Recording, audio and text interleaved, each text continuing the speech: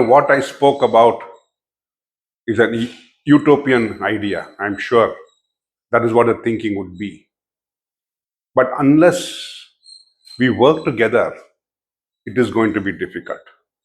We will not be able to challenge the world, and especially we will not be able to challenge our closest rival, China. Just like China, we have the scientific talent, we have the labor, we have the education, we have everything, excepting for one matter that I would say two matters. A, economically, they have all the resources and they have spent that time developing their industries over a period of 30 years.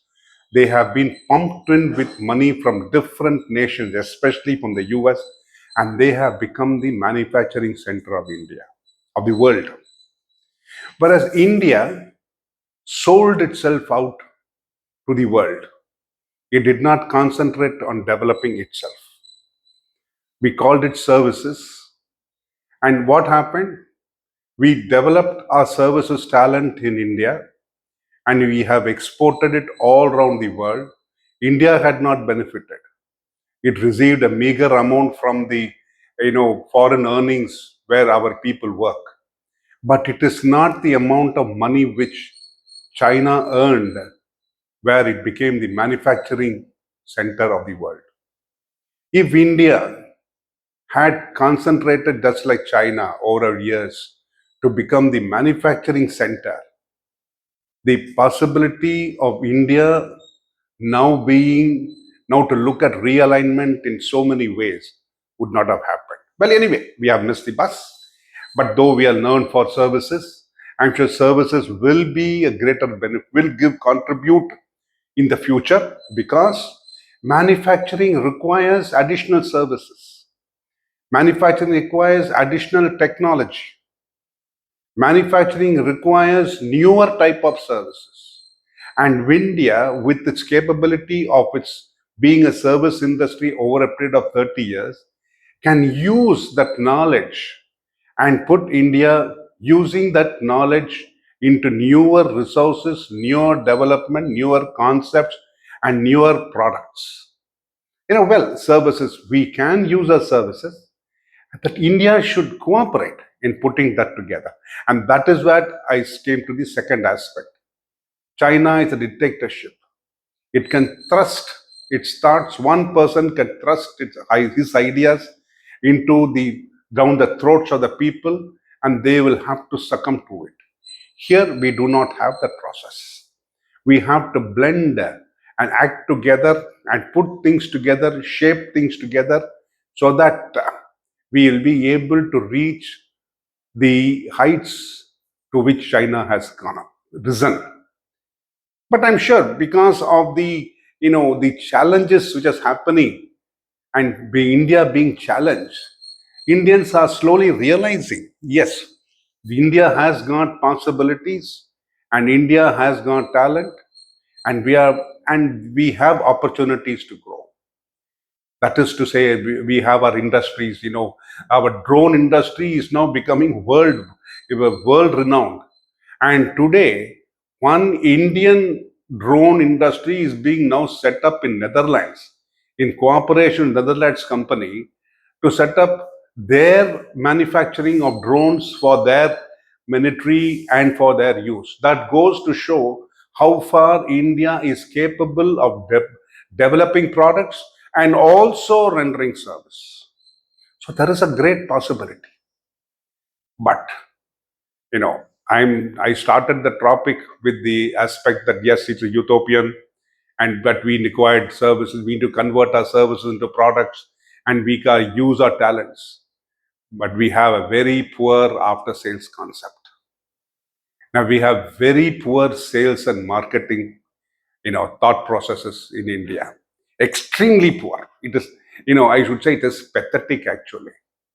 See, when you travel abroad, when you go to a particular, it's a small thing, like an ice cream shop. You go to an ice cream shop. You look at all the ice creams available in the products. And what do? Immediately they tempt you by giving you a small scoop of that and ask you to taste it. They are not reluctant to show you all the 50 ice creams. They are willing to make you taste all the 50 ice creams so that you are tempted to buy at least 4 or 5 ice creams for your family. Whereas in India, when we go there, they don't even look at you for service. They sit there waiting for you to call them, identify the ice cream, and then tell them, can you give me a small piece of it so that I can taste it? They reluctantly look at the senior, and the supervisor will give a nod, and then they'll give a small scoop to you. And then when you ask the second one, they look as if they are doing a great favor to you. They don't understand that you are buying the ice cream, and if they don't sell the ice cream, their shop will get closed. They lose their job, they lose their commission, they lose everything. They have not understood the concept of marketing there. I'm talking about a small thing like an ice cream shop. Recently I went to purchase a headphone. And when I went to purchase the headphone, I went to a couple of top brands. In those brands, they were be able to have samples of those brands, open brands available. You could wear them, listen to music. Any number of times you could go there, test it, find out whether it's suitable for you. And they never shirked. They never gave a dirty smile. They gave you a good smile. They treated you as a guest. And then even if you do not take that order immediately, they waited for you to come back, and they tempted you with a newer concept.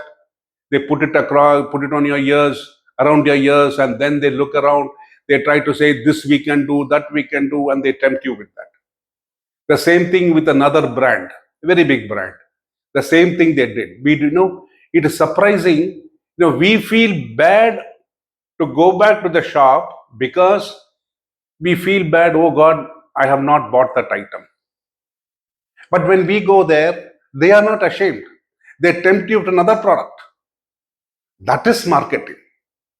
Whereas when you go to an Indian brand, the first thing they say, sorry, sir, we don't have any testing equipment. Number two, sir, the testing equipment is not available today. Number three, sir, the person who is in charge of testing equipment has gone on leave. Number four, sir, this is lunchtime. Number five, sir, we can't open the item and show it to you because we can't put it back and repack it and send it. Number five, sir, we cannot test your outside brand here because it is not permitted. All excuses, all type of excuses. How can you ever sell a product? How will we be able to do an after sales? Because will I ever go back to the shop? Because next time I will say, hey, if this is the treatment they give me for testing a brand, do you think I'll go after them for an after sales? Do they have the capabilities? Marketing is not only selling our products. It is how you treat your customer, how you make it, how you make him feel comfortable, and how you make him feel to come back to the shop for the purpose of shopping. And you go there and ask them, sir, do you have this brand? No, sir. Will we getting it? No, sir. No idea, sir. Is that the way you market things? And if you go to a different band, I don't want to name, but if you go to a different band and stand there, you're standing all alone, and everybody is sitting there and chatting. And then we have to go ask them, do you have this product? You can't sell a product in the world like that. Anywhere in the world, you can't sell. You're a duty-free shop, you go to Qatar, or you go to, Doha, or you go to, say, in Athens. They come forward, they show you the product, they show you the perfumes. They even, in a place I was even given a small taste of a brandy and wine. That is service. So you are feeling tempted to buy and you feel nice. You're sure that the product is good and you feel comfortable dealing with those people. You go to a local store in India, oh God, the service abysmal. They stand aloof. Just by dressing up in uniforms or dressing up in style and dressing up and standing there and talking in, English, is not going to get you sales. You have to market it. You must know how to sell a product. You must know how to make the customer feel comfortable. And you should welcome him, treat him nicely, keep the products available for sales, keep the product available for testing, keep a sample available so that he feels comfortable. And even if if you're going to have poor after sales, he'll feel comfortable if you treat him nicely.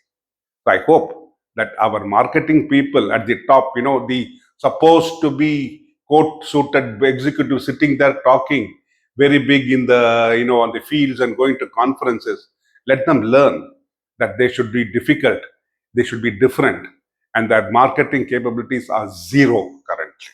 Thanks.